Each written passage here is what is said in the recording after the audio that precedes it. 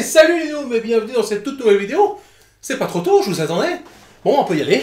Aujourd'hui, on parle de montage de PC.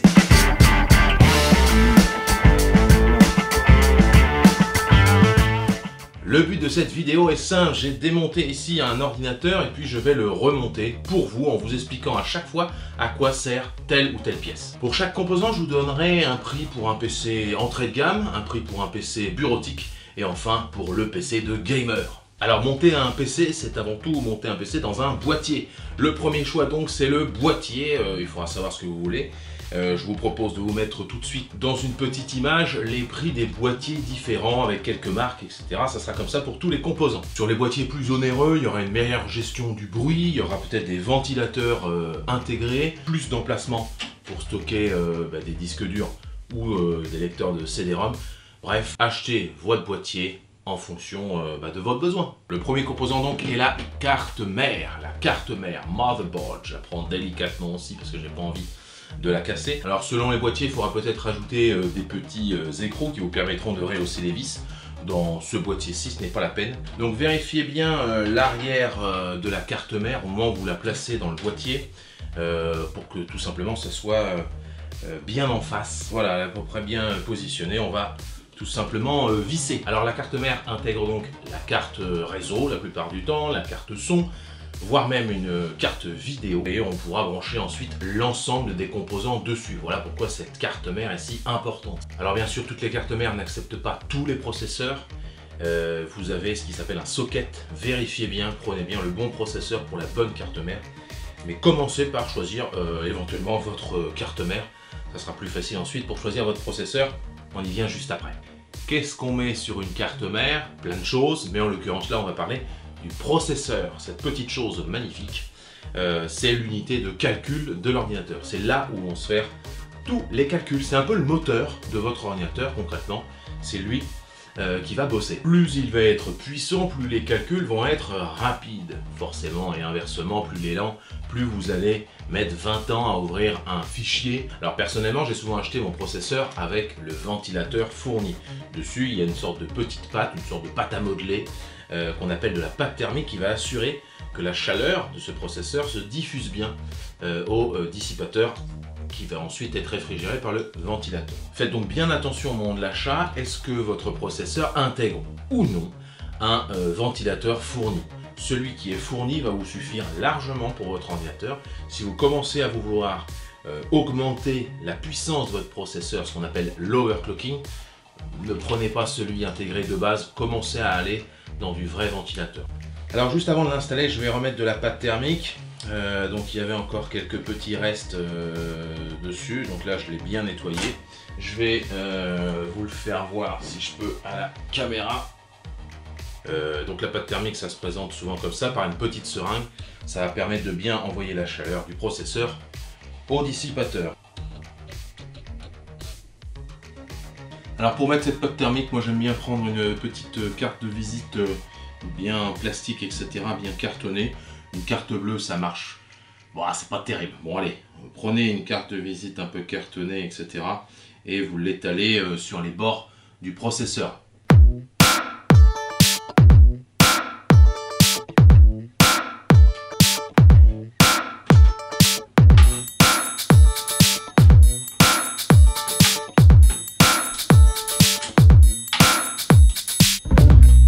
Voilà, le processeur est bien accroché. On va juste, et c'est la dernière chose, brancher le petit ventilateur directement à l'intérieur pour que ce soit bien réfrigéré. La RAM maintenant, la RAM c'est la mémoire vive. C'est celle qui va retenir dans cette toute petite pièce l'ensemble des informations temporaires. Plus vous avez de RAM, plus vous allez pouvoir lancer de logiciels en même temps. Vous êtes sur un traitement de texte par exemple et qu'il fallait enregistrer votre fichier à chaque fois que vous mettiez un point, une lettre ou quoi que ce soit, ça serait très embêtant. Et bien ça va servir à ça la RAM, ça va enregistrer temporairement vos données, vos calculs, etc. dans cette mémoire ultra rapide. Alors pour la brancher, vous avez des petits bouts de plastique que vous allez pouvoir soulever et vous allez repérer tout simplement les petites encoches. Les détrompeurs, on va dire, ne vous trompez pas parce que sinon vous allez bourriner. Il y a juste à la poser. Si vous en avez uniquement deux barrettes, sachez qu'il est bien mieux de les mettre les deux sur les petits fermoirs en plastique de la même couleur. Concrètement, les deux noires, les deux grises, mais ça peut être chez vous les deux oranges ou les deux vertes, peu importe. Vous les mettez sur les, si vous n'en avez que deux, pardon, vous les mettez sur ceux de la même couleur. Et la suite, ce sera donc la carte vidéo. Je ne vais pas forcément vous expliquer en long et en large à quoi ça sert. Une carte vidéo, ça va servir à afficher les images tout simplement et à faire des calculs de 3 dimensions voire de 2 dimensions. Donc très utile pour les jeux, très utile pour le montage vidéo que je vais faire juste après pour cette vidéo. Voilà, la carte vidéo c'est l'élément qui va s'occuper de tout ce qui va être visuel. Alors juste cette petite carte intègre aussi un processeur graphique et intègre aussi de la mémoire vive. Ça c'est juste pour la vidéo. On y va pour la placer, eh bien on la met dans le boîtier et on appuie tout simplement dessus. N'oubliez pas les petites vis là sur le côté du boîtier pour ne pas que ça bouge quand vous allez brancher un éventuel écran dessus. Petite précision pour les prix des cartes vidéo, ce n'est pas une omission, je n'ai pas ajouté les prix pour le PC entrée de gamme puisque la carte mère, grâce au processeur etc. De la carte mère, intègre une carte vidéo pour les PC entrée de gamme. Donc entrée de gamme, vous n'allez pas forcément jouer au jeu, vous allez consulter vos emails, vous allez aller sur 2-3 sites type Facebook, type site de cuisine ou que sais-je. Vous n'avez pas besoin forcément de carte vidéo très puissante. Eh bien, il va nous manquer encore quelques petites bricoles et on y va tout de suite. Le disque dur, on appelle ça, contrairement à la mémoire vive, de la mémoire morte. Ce qui veut dire que quand vous coupez le courant, les données sont toujours là. C'est-à-dire que là, j'ai toujours mes fichiers et mon système d'exploitation, en l'occurrence Windows 10. Sur une mémoire vive, quand vous coupez le jus, eh bien, il n'y a plus rien. Oui, c'est pour ça que les informaticiens vous disent souvent « Redémarre ton PC, ça va mieux marcher ». Ben oui, c'est que la mémoire vive s'est vidée. Voilà, vous avez compris. Redémarrez quand même. Là, pour installer le disque dur, vous allez voir, c'est assez facile. Profitez-en pour cliquer sur le petit bouton s'abonner, ça m'aide vraiment beaucoup. C'est très cool, ça me permet tout simplement de vous proposer un meilleur contenu et ça ne vous coûte rien, hein. C'est gratuit, gratuit à base de gratuitude. Alors sur mon boîtier c'est pratique, ils intègrent un petit support comme ça en plastique sur lequel vous allez pouvoir venir juste poser votre disque dur et puis coller les vis ici. Ensuite, coller, visser tout simplement ici sur les 4 emplacements pour que ce soit bien soutenu. Au niveau des disques durs, donc il y a 2 sortes de disques aujourd'hui, les disques SSD et les disques capacitifs, on va dire. Concrètement, retenez juste qu'un disque SSD est beaucoup plus rapide puisqu'il n'y a rien de mécanique, c'est que de la mémoire, un peu comme dans une clé USB. C'est très rapide, certes, mais c'est aussi beaucoup plus cher. En tout cas, pour la même capacité, vous aurez bien moins cher un disque dur mécanique. Je vous conseille donc sur des PC un disque dur SSD très rapide pour le système d'exploitation et puis vous prenez un autre disque d'un téraoctet par exemple ou de 2 téraoctets pour stocker vos photos, etc. Où là, la rapidité n'est pas indispensable non plus. Que vous mettiez 1 seconde à ouvrir une photo ou vous en mettiez 2, ça ne va pas vous changer la vie. Et vous avez juste à enfoncer le petit câble, c'est tout simple, hein, ça se clipse. Attention, quand vous les retirez, il y a une petite, en tout cas sur mon câble là, il y a une petite tige en ferraille pour bien bloquer le câble. Ne bourrinez pas dessus. Une fois que c'est fait à l'arrière, on revient par devant et on branche sur la carte mère directement. C'est pas mal, il ne reste plus qu'une chose, c'est l'alimentation. Alors je vous conseille vraiment de la brancher en dernière alimentation, ça ressemble plus à une pieuvre là, avec tous les câbles. Sachez qu'il existe des alimentations, et ce sera le cas dans le devis que je vais vous mettre de l'alimentation PC Gamer. Donc il existe des alimentations modulaires, c'est-à-dire que le câble là, vous voyez, si j'en ai pas besoin, je suis obligé de le garder sur mon alimentation. C'est juste embêtant, ça va faire un peu bordélique dans mon PC, et ça c'est un peu le problème. Alors qu'une alimentation modulaire, vous avez à l'arrière ici des modules que vous allez pouvoir débrancher en fonction et rebrancher en fonction de vos besoins. Sur l'alimentation, ce à quoi il faut penser, c'est les watts. Les 650 watts qui sont ici, voire les 700, voire les 800 watts. Plus vous avez de disques durs, de CD-ROM, de grosses cartes graphiques, etc. qui va bouffer beaucoup de jus, plus vous allez devoir monter. N'allez pas en dessous des 600 watts maintenant, c'est un peu dangereux. Ne négligez pas cette partie parce que c'est vos composants aussi qui vont bien aimer avoir un courant stable et avoir des tensions toujours tout aussi stables. Donc l'alimentation on la pose ici en bas et puis il n'y a plus qu'à visser avec les vis ici. Donc pour le boîtier, hein, c'est pas trop compliqué.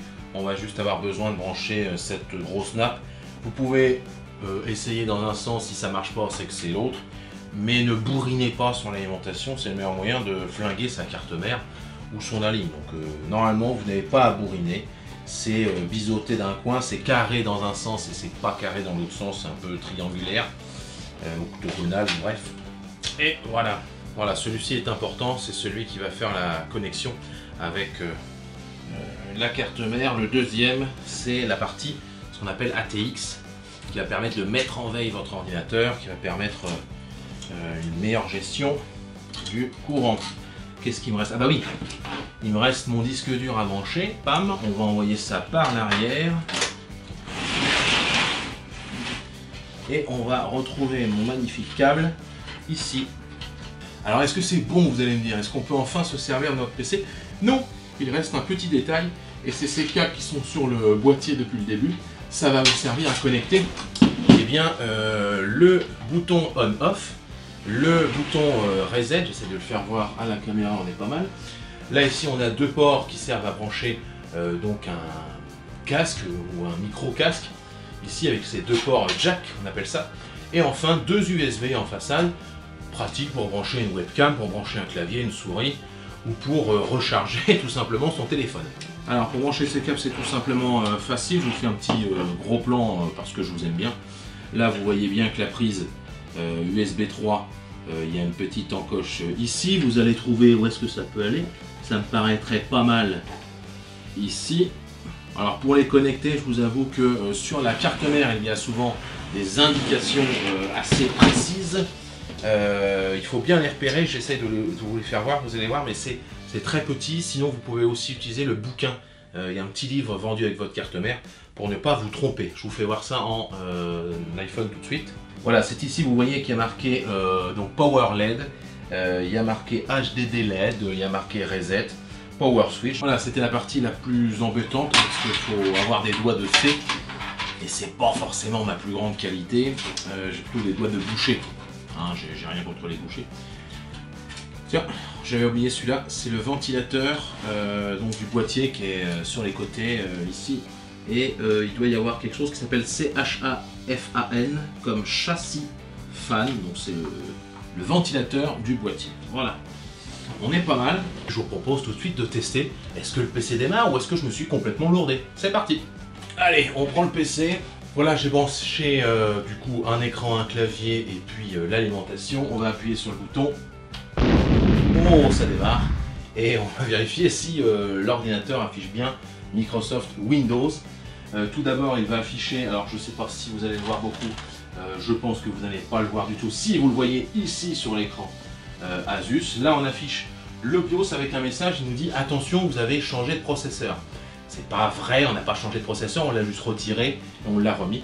Mais il va falloir faire F1 to continue, c'est pour ça qu'on avait besoin du clavier. J'ai dit continue ma poule, on y va. Alors attention, vous aurez besoin d'installer Microsoft Windows, Linux ou ce que vous voulez. Si c'est votre première installation, c'est normal. Mais ça fera l'objet d'une prochaine vidéo. Abonnez-vous pour être sûr de la voir quand elle va sortir. Merci d'avoir suivi cette vidéo. Moi, je vais encore finir de monter le PC. Je vous souhaite une très bonne semaine. Abonnez-vous, abonnez-vous. Et puis, si vous avez une question, surtout vous posez en commentaire. Vous n'hésitez pas. Je peux vous aider gratuitement. Un conseil sur une configuration. On a le total donc qui s'affiche des 3 configurations. Je vous rappelle la configuration petit budget, vraiment le PC qui sert juste à aller sur internet et faire 2-3 bricoles, mais rien de méchant. On a la configuration PC bureautique, c'est un petit peu de jeu tranquille de temps en temps et surtout un peu de montage photo, des trucs qui commencent un petit peu à demander de la ressource. Et enfin le PC gamer tel que je l'achèterai aujourd'hui. On est sur 3 configs, vous voyez la somme qui s'affiche. Si vous avez des questions, n'hésitez pas en commentaire à me les poser. Et merci, merci, merci 1000 fois à ceux qui me soutiennent, qui s'abonnent, qui me likent les vidéos, qui partagent mes vidéos. Ça me fait super plaisir. Merci à vous et à la prochaine. Salut!